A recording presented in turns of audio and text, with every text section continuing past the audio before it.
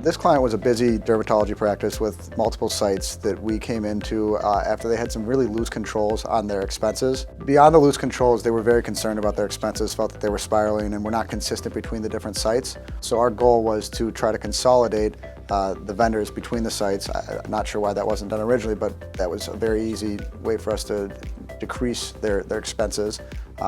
The other pain point that we were trying to hit was really just reevaluating the vendors they had in there in the first place to make sure they were getting honest pricing to begin with. We started with merchant service processing just because it's an easy target, brought in our partner, priced them where they belonged, and they didn't actually move forward with our vendor, which is totally fine. We brought them in to provide savings. They just took that quote back to their vendor and had them price them down to where they needed to be. That's totally fine with us. We're providing value still. I don't make $1 off that, but I don't need to because that's why we're here as consultants. Second target was another very simple one that I recommend everybody take a look at once a year, is a utilization management report.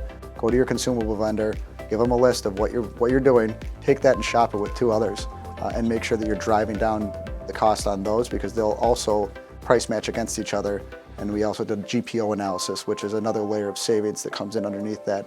Hospital groups, affiliates, AAD, et cetera, they'll all have their own GPOs. So we made sure to price the GPO separate from the utilization management to get savings on both rather than letting the vendor blend the two and drive up their revenue.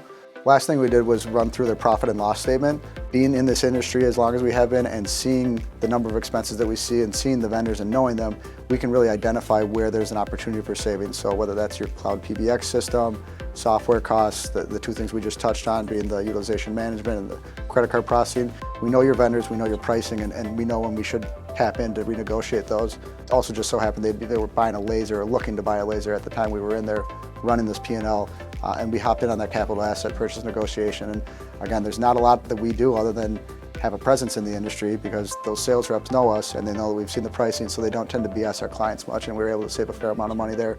I think all said and done, we saved them over $50,000 in about a week's worth of work just doing some simple negotiation.